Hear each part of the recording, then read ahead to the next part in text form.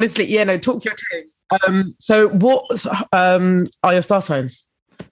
So I am an Aquarius or Aquarius Sun, Gemini Moon, and Sagittarius rising. Amazing. You know what? The person I had before this week's episode is also a Gemini Moon and Sagittarius rising.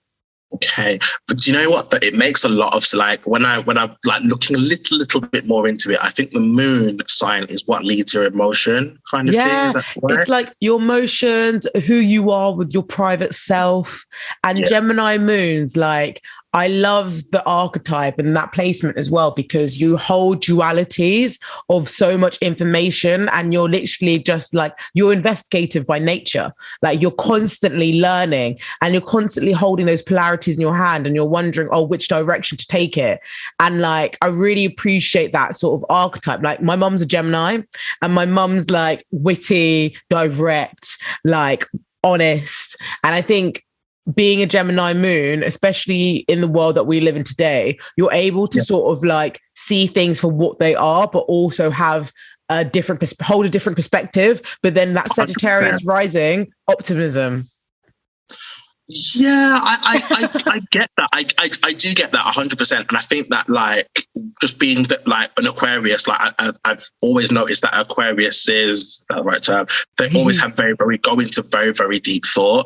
Yeah. And when I look at my emotion, I can be just with the Gemini traits that I've noticed that, okay, I can either be a very open book or I can be very closed, or some things that I would share publicly, being the private person that I am, people wouldn't think that I've shared that. Yeah. So it's like, okay, cool. So it's a lot. It's really like a lot to unpack and like get into. And it's also when I looked at like another Gemini, for example, I've kind of understood why I don't gel very well with a lot of Scorpio suns, Gemini suns. Sometimes Leo's all right. I gel very, very well with Libras. Yeah.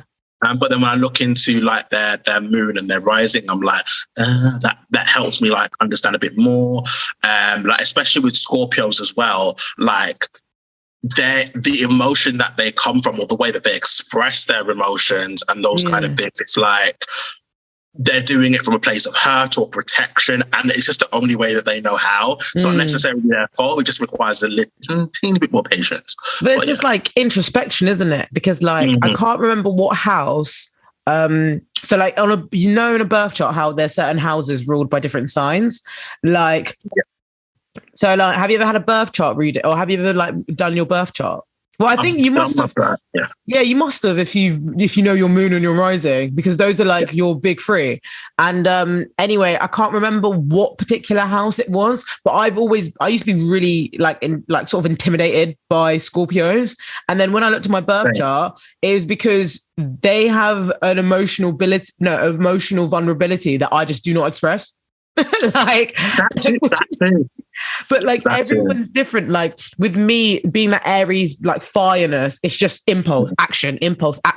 Ooh, feelings come late. Do you know what I mean? It's like I just go on my whims, you know, whether that's a fleeting emotion or whether it's like a fleeting energy. It's just literally impulse. So having someone who's like being compared or working with an energy of a fixed water sign, which really like moves through their emotions, sees it as a purifying experience, is like so painful. Well, not painful, but it's so like I don't want to say triggering, but it's just harder for me to process because I'm just like on the go. And like like Scorpios will delve deep. They will like swim under the waters to identify why, you know. So I just find it really, really interesting. So if you guys are listening, we're in the DMC. The DMC is the deep, meaningful communicate. Oh my goodness, my words today. I do this every time. Deep, meaningful conversations where you guys decide if we're connecting sense or chatting share. I'm joined by Sid, and we're just talking about horoscopes as of yet. And I'm really glad that you're here today. We actually did we even physically meet, or was it like? I don't think we physically met on the day. I think To be honest, I don't think we did, but I complimented your. I think you had a straw in your ear. Yeah. Is that you? Oh my god! Yeah, Yes, I think I complimented your outfit, but I don't know if you, I think that was before. That was on the break, but I'm not sure. Like, cause like me, I was just smiling and just saying hello to so many people and just being like that. So it was like I saw so many people, and like especially from Clubhouse as well. Like I'm a known terror on Clubhouse. No, but I love that because I never actually got into so you know when everybody got into Clubhouse or in maybe at the start 2020, of 2020, I just didn't get involved. Like I didn't get involved. I wasn't really. I don't know. I feel like I'm quite like I'm an old person when it comes to these social medias. Like, I literally I probably just got TikTok like maybe just under a year ago. Not because anything bad about it. It's just because I'm a bit lazy. So like just learning how to use a new platform was new to me. So I just didn't. But I know a lot of people were on Clubhouse and they were able to use it for like great conversations. But then I also know that some people use it for the wrong conversations. And like it got to a point where people were like obviously talking about things happening with certain experiences, artists, creatives, whatever. And then I think because your name shows up in... before. So you tell me actually. Doxing was common. Yeah, doxing was quite common. So people had their real names up. I had mine up momentarily. Then I saw when people like started calling by my full name, and I was like, "Can you stop doing that?" They kept making a point of that, and then I just changed it. But then it got very, very toxic. The app got so toxic, and it like what I didn't like about it is what I realized. I mean, if I'd started at the beginning of Clubhouse, I think my name would have been quite big. I really could have made a name for myself. But when the app was dying, I still managed to build up a good following, good engagement, still had brilliant conversations. Amazing. But just with that app in general, you could have really, really good conversations. You could learn so much. And it was just so much that I wanted to do with that. But it just started dying. Like I had really good conversations just about the queer community. I am a Black queer man.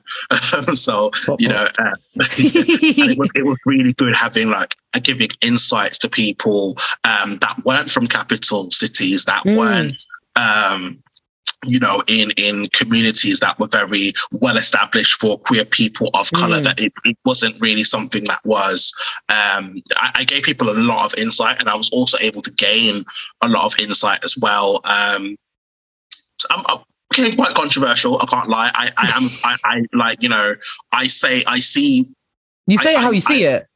I say it how I see it. And like, I don't need to be an alpaca to speak on animal rights. I don't need to be like, I don't need to be a woman to call out misogynoir, for example. Do you get what I mean? Like 100. Those kind of things there. But you will also have people, where it kind of went left for me a little bit was when I started holding people within community accountable for a lot of stuff. But it was interesting. It was Clubhouse was an interesting time. Like it's now become a little bit more social, but you know, that's what it is. But when I was at Kelechi's thing where I saw you, a lot of people were just coming and saying, "Oh, you're Sid. I recognize that voice. You're Sid. You're Sid." I was like, "Yeah, it's me." Yeah, because I even remember when you went up to speak for the Straw of the Week nomination, Audrey was like, "That's it." Like, I remember immediately. I guess, I've got two questions for you. My first question is, so I guess as social media spaces like evolve, we saw spaces emerge in Twitter. Is that similar to Clubhouse, would you say? Yeah, I would say it's a lot more similar to Clubhouse. Because Twitter is a bit more organized, it's a bit more professional, it's a bit more formal, because you can't just have like, sometimes you see a room and you've got 100 speakers on stage and trying to moderate that. Clubhouse, like, it can just be chaos. And I think a lot of people are less with Twitter, it's a bit more, it's more professional. Because before you could put anything you wanted on Clubhouse and it stayed on Clubhouse. People would put the most obscene, the most very interesting titles that you wouldn't really necessarily get away with on Twitter. And I think a lot of people are more, you can say a lot. The funny thing is you can say a lot more on Twitter. Your speech is less restricted. And I know that some people are having a bit of issues with that, with the Elon Musk saying he wants to lift free speech. But I'm like, fam, like speech is already as free as it is on Twitter. Like, I could say a lot of things that I can't get away with on Instagram, but I can't get away with on like Clubhouse, TikTok or something. Yeah, you can't get away with that stuff. So I'm like, how much more free do you want it to be? Like, So there's that, but also there's a lot of doxing. So it's very easy to find people. It's very easy to get hold of people on Twitter. So people just have to be on their best behavior. So now, honestly, like, I'm sorry, but you must have been on that colorist rites of passage Twitter space. Yeah. Wow. That was historic. Yeah, and the aftermath after that. Honestly, do you know what? One thing I will say before I ask my next question, the devil walks hard, but Kelechi stands work harder. Yep. Yeah. It's literally like, it's like you just had to be there. You just had to be there because, well, I'm sure we'll get onto it in the actual episode, but one thing that I love about listening in on these Twitter spaces is that you're able to actually, it's not like just, like, let's say you're on Twitter and I'm speaking my things, like I'm sort of like just talking to an empty void, you know? But in a Twitter space, I'm engaging, like I might not even be speaking, but I'm engaging with people who are either similar to me or have different opinions of me or different experiences or different history than me. So they can share something that I didn't know. And I think like I'll be in, to be fair, if I ever see Kelechi holding a space, I'll go on it. But if like I listen to a lot of NFT spaces as well. Okay. And like, the community, the NFT community is so affirming. Like you'll literally go in there, learn about Web3 and get a pat on the back on the way out. Like it literally is just a space where, and especially shout out to the creatives that I follow. So like Pink Cat Daily, I think Dilemma Nicole, Alice, Luna, Naughty. They are all creatives in the Web3 space. And one thing that Pink Cat Daily is doing is trying to encourage people from her Instagram community to get to understand the basics, the logistics, the development of Web3. Okay. So when this renaissance hit us, we can actually be a part of it, because that's the thing. Like all these crypto bros aren't really thinking about women when they are making NFTs. They're not thinking about indigenous communities. They're not thinking about the environment. You know, there's all these different like social issues that need to take into consideration as we approach the digital renaissance. So like that's one thing that I really like about the like Twitter sphere, the Twitter community.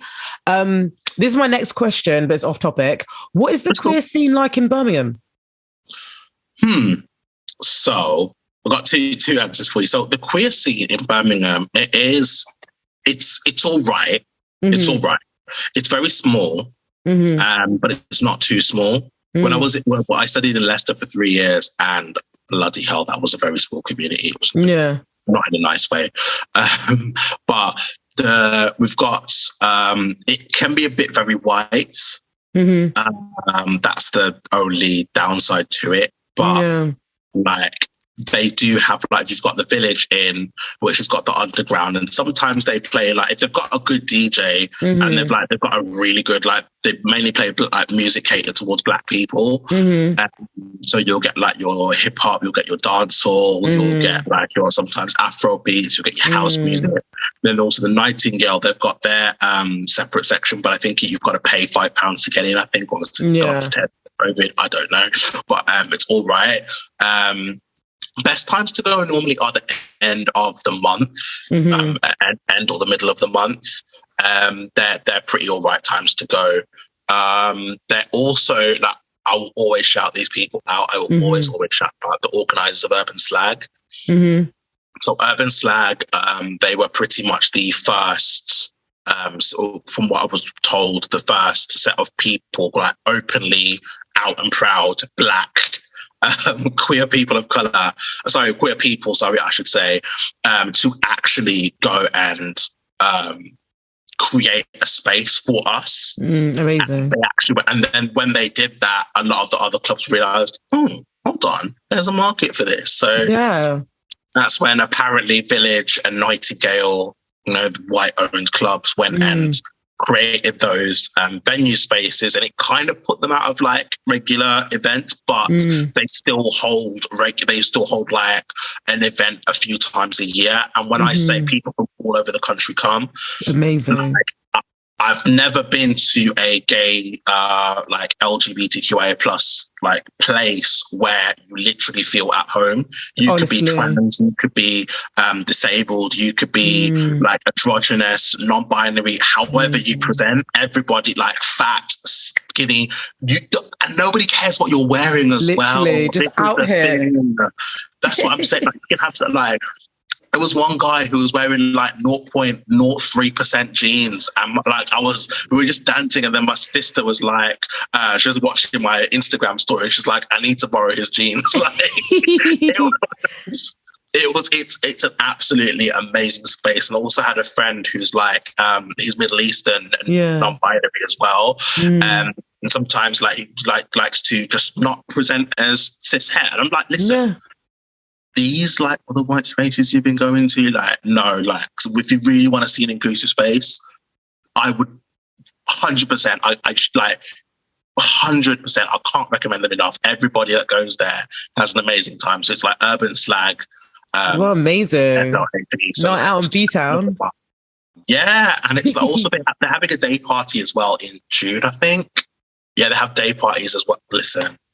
Yeah, the day party. Okay, well, you might be seeing me do little shrubs up. I really do. I hope to. I really hope to. No, I was just thinking about queer spaces like today, and the first time that I genuinely felt like so included, like this is my place, was when I went to Queerbrook in London. Okay. Like to be fair, I went to Pussy Palace the night before, which was like phenomenal. And then I went to Queerbrook the day after. And like, it's so funny because recently I've just realized like I'm an island girl rising. Like I literally like, I want to cartwheel into the splits and shake nyash. Like that is just me. God. That's my heart in it. So when I went to Queerbrook, like I could have cried from happiness. Like the only bad thing about it was that it was too small.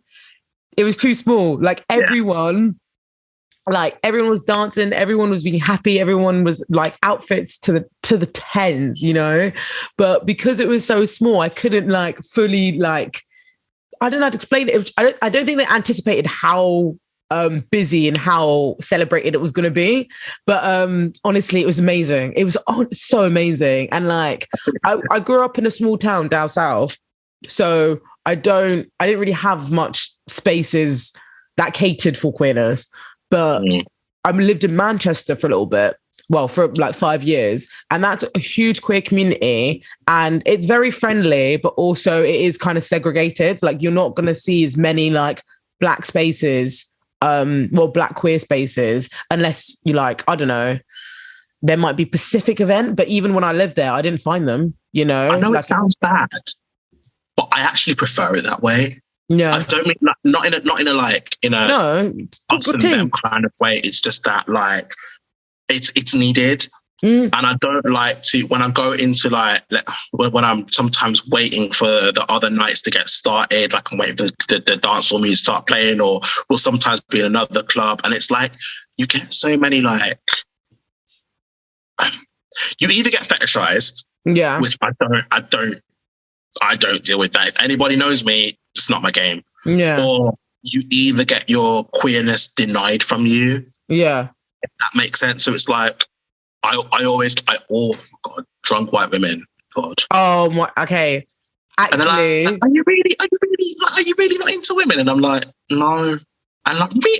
Oh, but I love some BBC. I'm just like, no, but it's actually humiliating though. No, it's actually terrifying because like I was talking to this about to another queer friend of mine, and like, why is it that like someone who's obviously queer, right? So like you're queer, right? Yeah. A white woman who is straight can now feel comfortable to sexually harass you because you guys have different orientations. And like this could be okay, so let's say people are doing drag, right? People doing drag, and then you've got a bridal team trying to like harass the drag performance. You know what I mean? And like it's so weird. And but even on the other hand, like I've had well, queer friends harass straight men because of, and it's like we don't have the same orientation, but I can be sexually inappropriate with you.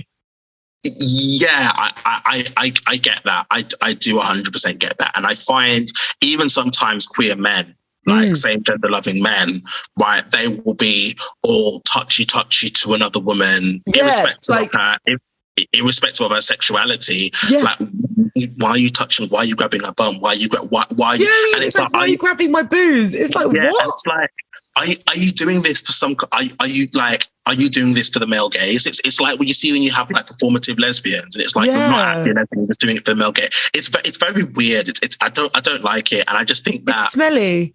Yeah, and I don't understand why people are like, there's a lot, and it's like, you mentioned about like the bridal parties, the hen do's and those kind of things. You will sadly have men. They don't always tend to be black men, but they will have other queer men who will endorse that kind of behavior, or they just want to be seen, or they just want to be the accessory to a cishet woman. I'm not really for that. Leave me alone. Do that over there, but leave me alone. I don't like it, and I just find it very ironic that people will leave cishet spaces and your cishet because you don't like sexual harassment. And don't get me wrong, like I don't fuck with that. I do not mess with sexual harassment, but none of that stuff. But you can't leave those spaces to then not be around men, like straight men, to then want to feel safe, but safe to also harass me as well. That doesn't make any sense to me. It's such a juxtaposition. I can't say the word, but juxtaposition, because it's like the same people that you feel uncomfortable by. Now you're bringing you're projecting that discomfort onto people of a group that has a different orientation to you. And I just find it very strange. Pardon? They're wrong and strong with it. And it's like, it's the unwanted touching. Like, why are you grabbing my bollocks? Why are you doing those things? Stop it. Leave my nipples alone. Stop it. It's like that's actually hilarious. I'm sorry. I'm not laughing at what happened to you because it's actually really inappropriate. But it's just when you said, leave my nipples alone. The thing is with me, I can just the way I am, something that sounds quite serious, I can make it sound quite trivial and funny, even though it's not. Yeah. But I'm not. That's my fault. That's my fault. But and it's like, even when being like mass presenting or whatever it is, like security shit, I don't like. They're not going to do nothing. So that's why I like going to my queer like spaces primarily aimed at black people. That's where. But if you ever are on a night out, just shout me. I'm there. I fucking will. I'll come down and I'll do day parties in B-Town. Last time I went to Birmingham, I stayed at a B&B with like 10 of my friends. Oh no, shit. I have to upgrade this. 10 of my friends. And honestly, it was one of the most like funniest weekends of my life. So I definitely have to check it out. Catch our full episode next week, listeners. We love you and leave you. Bye.